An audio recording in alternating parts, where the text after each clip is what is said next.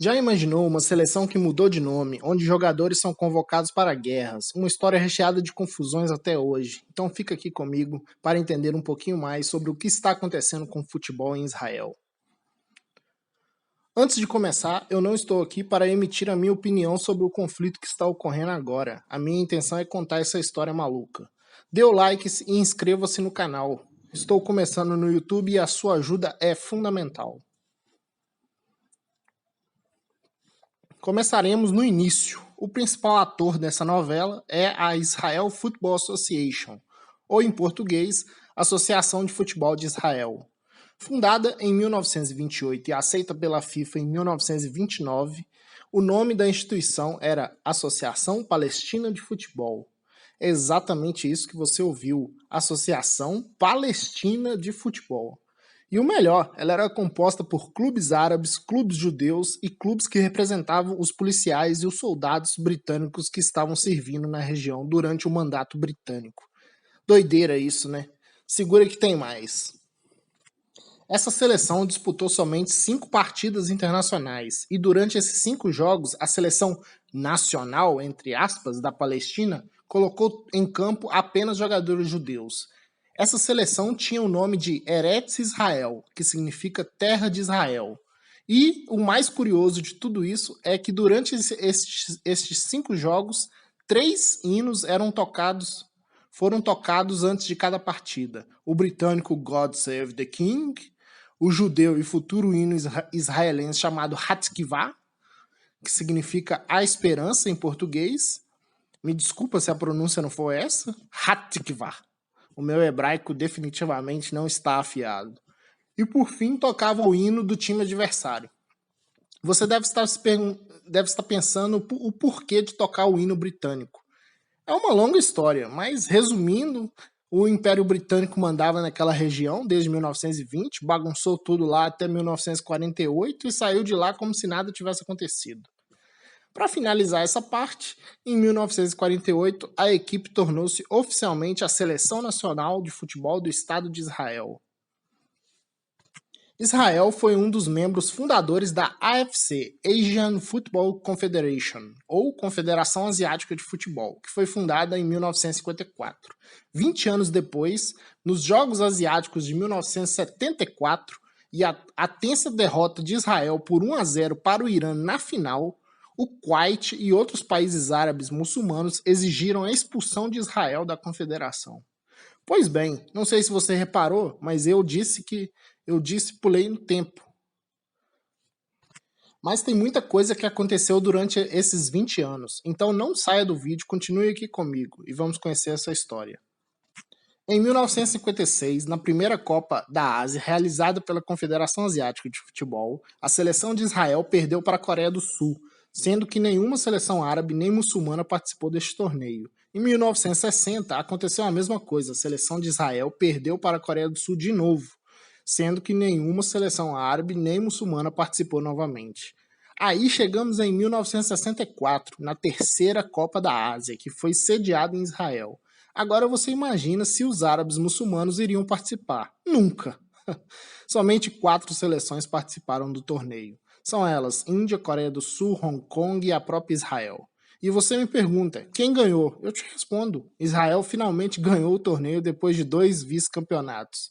Mas calma que ainda tem mais. Os árabes muçulmanos continuavam pressionando a confederação para não jogarem no mesmo torneio que estava Israel. Aí chegamos então a 1968, as tensões que já estavam crescendo na região e a Copa da Ásia é sediada no Irã, que é um país muçulmano, mas que não é árabe. Mas mesmo assim odeia Israel até hoje. O Irã saiu vencedor daquele campeonato, Israel ficou em terceiro lugar, mas a situação de Israel no continente asiático ia piorando, com todos os vizinhos querendo destruir tudo que representasse Israel. Em 1969, Israel conseguiu a classificação para a Copa do Mundo de 1970, que foi vencida pelo Brasil, e que foi a sua única Copa até hoje para Israel. E isso ativou a fúria dos países árabes muçulmanos, que não conseguiram a classificação. Foi uma participação boa, com 2 empates e uma derrota para o Uruguai, que enfrentaria o Brasil nas semifinais. Em 1972, Israel se retirou da Copa Asiática, porque já sentia ali toda a hostilidade que rondava contra o país. E o Irã venceu mais uma vez. Chegamos então a 1973, estourou a Guerra do Yom Kippur. Todos os países árabes contra o Estado de Israel. E aconteceu o inimaginável. Israel venceu a guerra. Agora você imagina, os árabes perderam a guerra, saíram de lá humilhados e ainda perdiam para Israel no futebol. Ou seja, era uma derrota completa. Pulamos então para setembro de 1974. As seleções nacionais do Irã e de Israel defrontam-se num jogo de futebol que a maioria dos iranianos viam este jogo como nada mais do que uma guerra. Para muitos iranianos, foi um símbolo da luta contra o sionismo, que é o movimento de unificação dos judeus. A seleção iraniana, com o apoio da torcida e jogando em casa, acabou por vencer por 2-1, e essa vitória foi celebrada como um acontecimento nacional.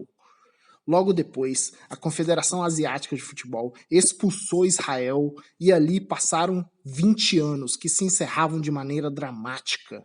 Israel definitivamente estava expulsa da Confederação Asiática de Futebol. Ufa, que história alucinante. Mas não acabou não. Agora foram 20 anos de exílio até Israel ser aceito formalmente na UEFA em 1994.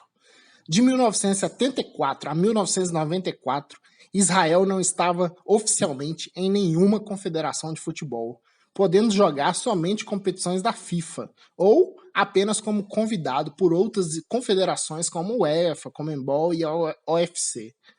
Para as eliminatórias da Copa de 1982, Israel jogou no grupo 6 pela UEFA e ficou em último lugar do grupo.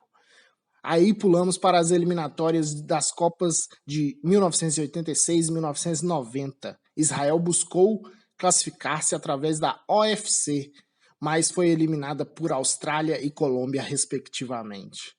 Desde então, as eliminatórias para a Copa de 1994 até hoje, Israel continuou buscando jogar a sua segunda Copa do Mundo pela Europa, mas não obteve sucesso até o momento.